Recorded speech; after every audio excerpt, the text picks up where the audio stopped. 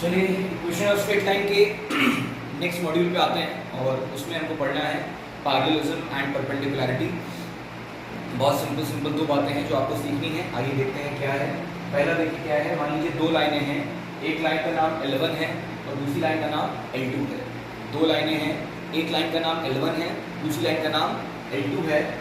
तो अगर ये दो लाइनें क्या हुई आपस में पैरेलल हुई, अगर ये दो लाइनें आपस में पैरेलल हुई तो क्या लिखा हुआ है देखिए M1 इक्वल टू M2, यानी जो स्लोप पहली वाली लाइन का होगा वही स्लोप दूसरी वाली लाइन का होगा। ठीक है, ये एक केस हो गया।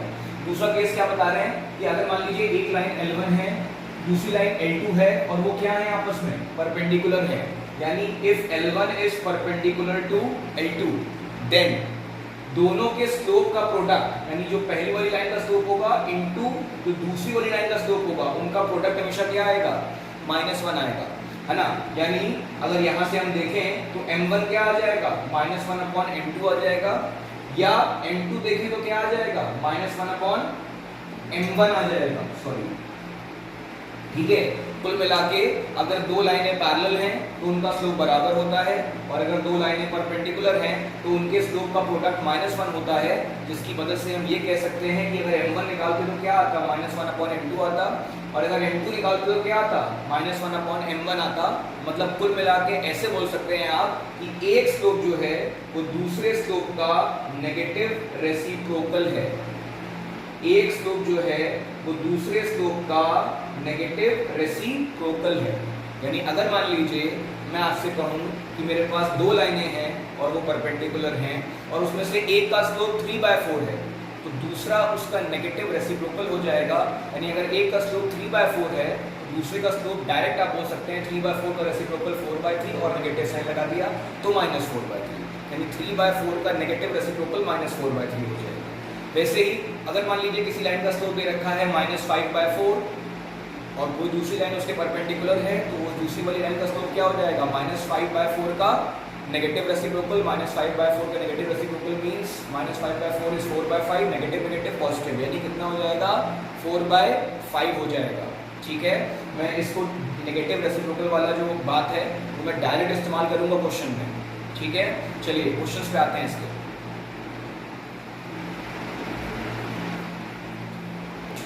चलिए पहला क्वेश्चन लेते हैं। पहला क्वेश्चन आपकी स्क्रीन पर फ्लैश हो रहा होगा। If the straight lines 3x - 5y + 7 = 0 and 4x + ay + 9 = 0 are perpendicular to each other, तो बोला है find the value of a। बहुत आसान क्वेश्चन है, दोनों लाइनें परपेंडिकुलर हैं, इस बात का मतलब ये हुआ कि दोनों के स्लोप का प्रोडक्ट क्या होगा, -1 होगा।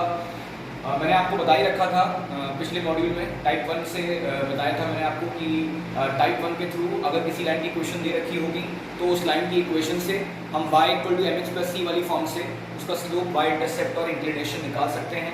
यहाँ हमें ज़रूरत स्लोप की होगी, तो आइए देखते हैं। ये हमको पता ही है कि दोनों लाइनें परपेंडिकुलर हैं, तो इनके स्लोप का प्रोडक्ट क्या होगा, -1 होगा। तो मैंने क्या किया, देखिए पहले मैंने इस लाइन को कॉपी कर लिया है और मैं इसे कन्वर्ट कर रहा हूँ y = mx + c के फॉर्म में।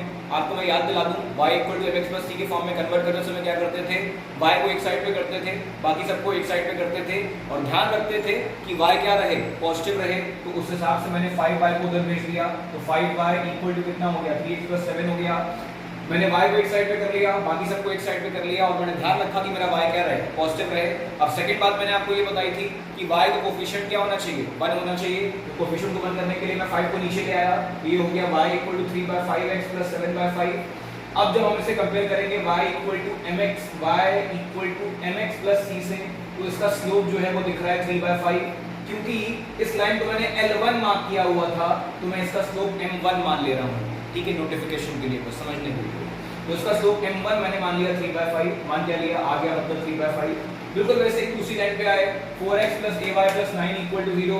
इस हिसाब से देखें तो ay की वैल्यू क्या आ रही है, क्योंकि y पॉजिटिव रखना है तो इसको इस साइड पे रखे रहेंगे हम, बाकी दोनों को उस साइड पे भेज देंगे, तो ay क्या हो जाएगा, -4x - 9 हो जाएगा। तो y क्या हो जाएगा, -4/a x - 9/a। ठीक है, अगर y = mx + c से कंपेयर करेंगे तो इसका m दिखाई पड़ेगा -4/a। क्योंकि इस लाइन को मैंने L2 मार्क कर रखा है तो मैं इसका स्लोप M2 मार्क कर रहा हूँ, तो इसका स्लोप मैंने M2 मार्क कर लिया, -4/a। अब क्योंकि दोनों लाइनें क्या दे रखी थी, परपेंडिकुलर दे रखी थी, तो since L1 is perpendicular to L2 therefore M1 into M2 क्या आ गया, -1 आ गया, ये हम जानते ही हैं। M1 3/5 था और M2 कितना था, -4/a था, इक्वल टू -1। सॉल्व कर लिया, माइनस माइनस साइन कट जाएगा, तो a कितना आ जाएगा 12/5, जिसे कि अगर आप मिक्स में करना चाहें तो 2 होल 2/5 आ जाएगा। ठीक है, बहुत आसान क्वेश्चन था और ऐसा क्वेश्चन आपको सेक्शन ए में मिल सकता है अपने बोर्ड एग्जाम में।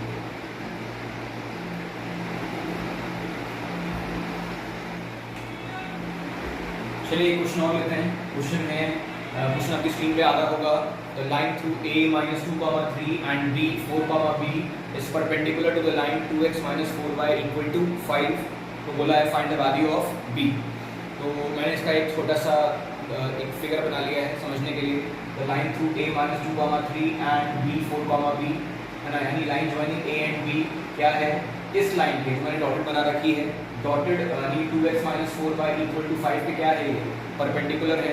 तो मैंने समझने के लिए क्या कर रखा है, देखिए ये a और b तो मार्क था ही, मैंने समझने के लिए इस वाली लाइन को, डॉटेड वाली लाइन को PQ समझ लिया है कि ये लाइन PQ है।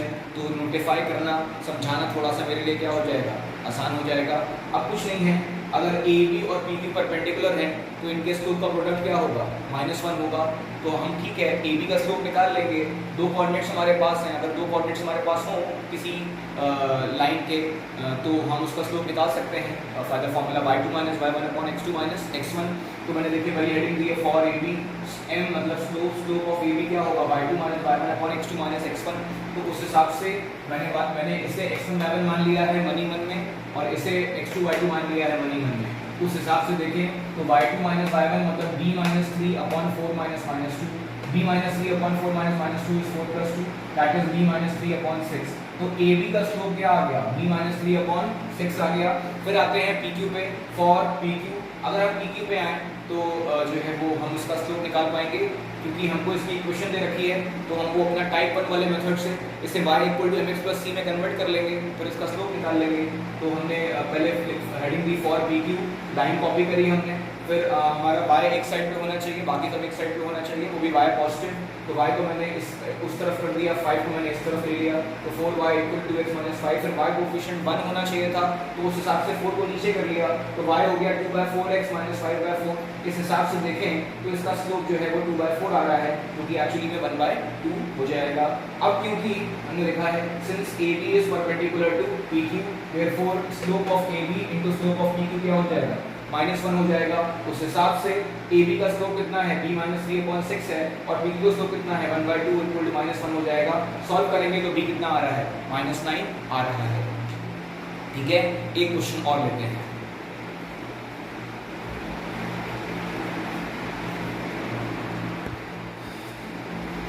ये क्वेश्चन और लेते हैं। क्वेश्चन है find the equation of line perpendicular to 3x - 4y + 5 = 0। नहीं sorry, find the equation of line perpendicular to 3x - 4y + 12 = 0 and having same y intercept as 2x - 5 + 5 = 0। कह रहा है कि उस लाइन की इक्वेशन निकालिए जिसका जो कि जो है वो इस लाइन के परपेंडिकुलर है, 3x - 4y + 12 = 0 के, और जिसका y इंटरसेप्ट वही है जो इस लाइन का y इंटरसेप्ट है।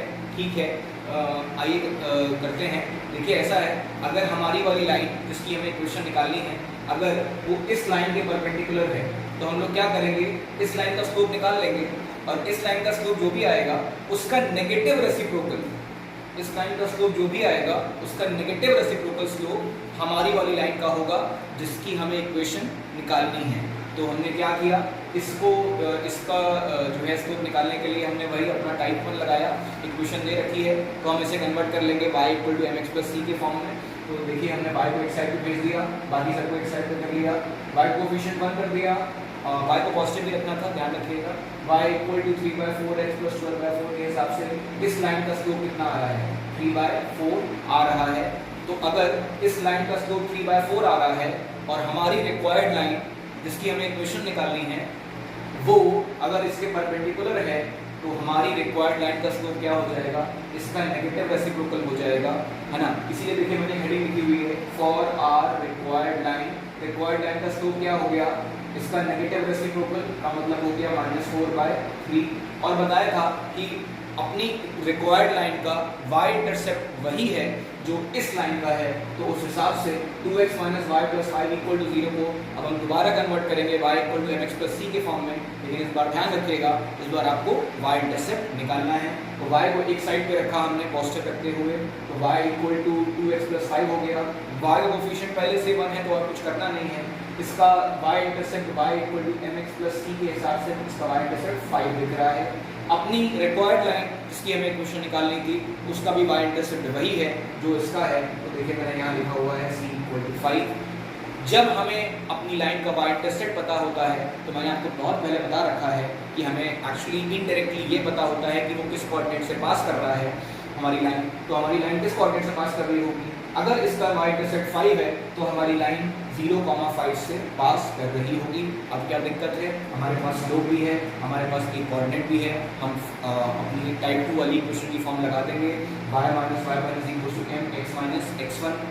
x1 y1 ये हो जाएगा अपना ये कोऑर्डिनेट जो आया था, मैंने जो y इंटरसेप्ट के हिसाब से निकाला था, और स्लोप तो है ही। तो y - y1 y1 5 है = m - 4/3 है, x - x1 0 है। 3 को उधर भेज दिया, 3y - 15 = -4x, 4x को उधर भेज दीजिए तो 4x + 3y - 15 = क्या हो जाएगा? 0 हो जाएगा। और यही हो जाएगा इसका फाइनल आंसर। एक क्वेश्चन और लेंगे अभी।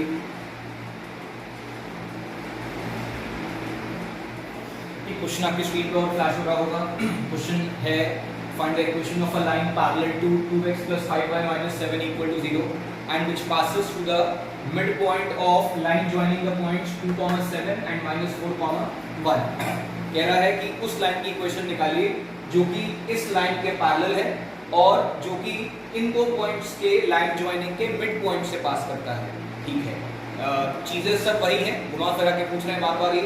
तो अगर जो अपनी वाली लाइन है जिसकी इक्वेशन हमें निकालनी है वो इस लाइन के अगर पैरेलल है तो जो स्लोप इस लाइन का होगा वही स्लोप अपनी लाइन का भी होगा।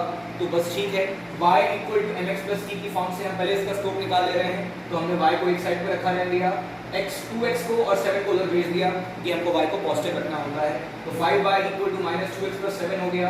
फिर y को कोफिशिएंट हमने 1 किया तो y क्या हो जाएगा? -2/5x + 7/5 हो जाएगा। उस हिसाब से अगर इसका स्लोप देखें तो क्या आएगा? इसका स्लोप आ जाएगा -2/5। तो जो अपनी रिक्वायर्ड लाइन है ना, देखिए मैंने लिखा हुआ है फॉर रिक्वायर्ड लाइन, उसका भी स्लोप क्या हो जाएगा? -2/5 हो जाएगा, क्योंकि अपनी रिक्वायर्ड लाइन जिसकी हमें इक्वेशन निकालनी थी वो इसके पैरेलल थी। तो इसका स्लोप भी कितना हो गया? -2/5 हो गया। और दूसरी बात ये दे रखी थी कि जो अपनी रिक्वायर्ड लाइन है जिसकी इक्वेशन हमको निकालनी है वो इन दो पॉइंट्स के लाइन ज्वाइनिंग के मिड पॉइंट से पास करता है। तो उसके लिए हमारे पास मिड पॉइंट फॉर्मूला था, इसे हम x1 y1 मान लेंगे, इसे हम x2 y2 मान लेंगे।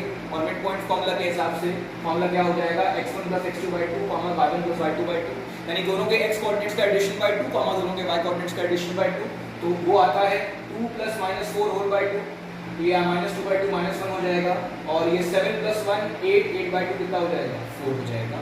तो अपनी रिक्वायर्ड लाइन जो है उसका स्लोप वही है जो इस लाइन का स्लोप था, तो n दिखाया -2/5, और ये इन दोनों के लाइन ज्वाइनिंग के मिड पॉइंट से पास कर रही थी। यानी अपनी रिक्वायर्ड लाइन का x1 y1 यानी एक कोऑर्डिनेट क्या हो जाएगा? -1, 4 हो जाएगा।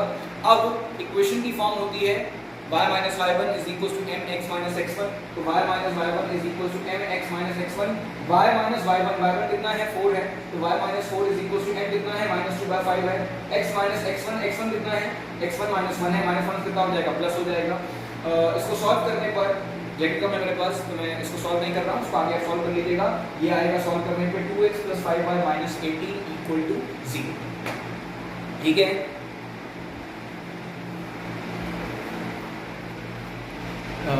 नेक्स्ट क्वेश्चन ये आपकी स्क्रीन पे आ रहा होगा। तो कह रहा है कि find the equation of perpendicular drop from the point -1, -2 onto the line 4x - 3y - 5 = 0। और उसके बाद कह रहा है also find the coordinates of foot of the perpendicular. ठीक है, आई होप क्वेश्चन यही है। एक मिनट चेक कर लूँ।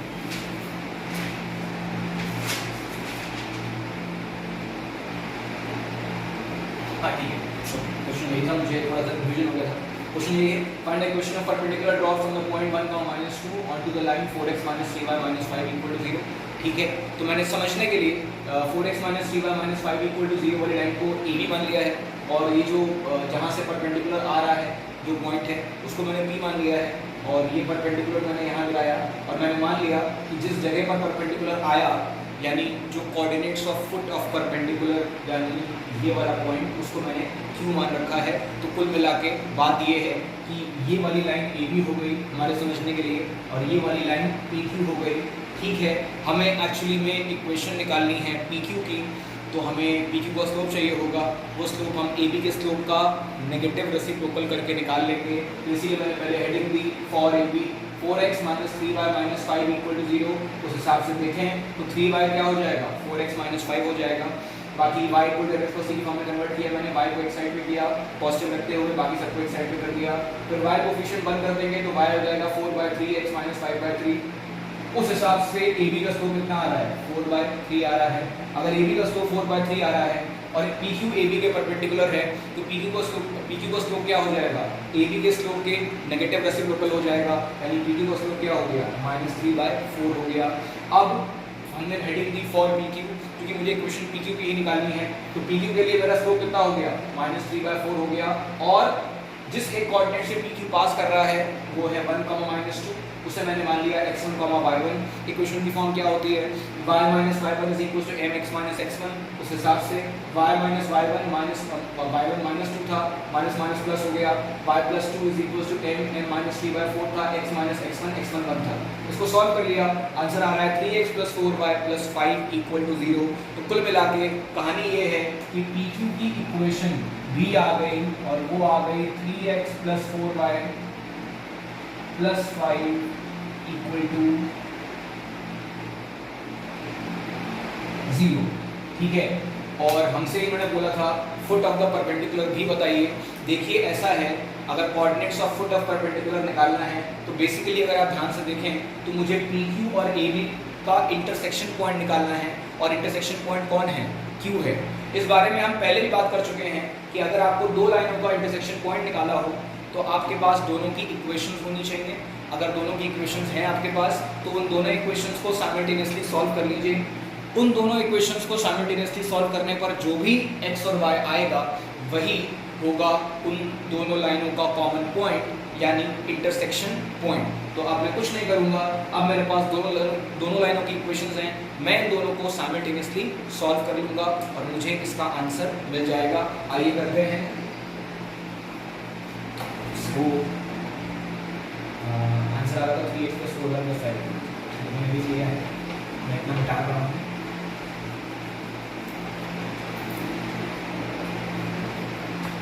अब देखिए हमारे पास पहली लाइन की इक्वेशन ए बी की इक्वेशन थी 4x - 3y। इसको मैं अरेंज भी कर लेता हूँ तो 4x - 3y = 5 हो जाएगा। और पी क्यू की इक्वेशन अभी आई है 3x + 4y = -5। आपको अच्छे से पता है क्या करना है सॉल्व करने के लिए। इसको मैं y हटा रहा हूँ दोनों का, तो इसको मैं × 4 कर लेता हूँ, इसको × 3 कर लेता हूँ, तो 16x - 12y = 20 हो जाएगा। और ये 9x + 12y = -15 हो जाएगा। इसको सॉल्व करिए तो ये आ जाएगा 25x, मैं प्लस कर रहा हूँ तो ये कट जाएगा, 20 - 15 5 हो जाएगा, तो y आ जाएगा 5/25, यानी y आ जाएगा 1/5। y = 1/5 को वहीं प्लेस करेंगे हम, तो हमको x भी मिल जाएगा। मेरा प्लेस करिए तो मैं एक काम कर रहा हूँ, मैं दूसरे वाले मैं पहले वाले को प्लेस कर रहा हूँ। 4x - ये हो जाएगा 3/5 = 5। उस हिसाब से ये 4x नहीं, 4x = 5 + 3/5 हो जाएगा, 28/5 हो जाएगा, यानी देखिए x आ रहा है 7/5। आई होप सो इतना ही सही है। बाकी जो मैंने अपनी तरफ से कुछ सही किया है, हाँ सब कुछ सही लग रहा है लेकिन और ठीक ही है। तो देयरफॉर हम ये कह सकते हैं कि दोनों का इंटरसेक्शन पॉइंट यानी कि Q जो है वो 7/5, 1/5 है। ठीक है, एंड इसके साथ ही हम आते हैं टाइप 1 के एंड पे, सॉरी टाइप 1 नहीं है ये टाइप 3 है, टाइप 3 के एंड पे आते हैं इसके। और इसके बाद अभी ये पार्ट बचा हुआ है इसका, तो मैं इसके बाद थोड़ा सा पार्ट आपको और कराऊंगा, ठीक है।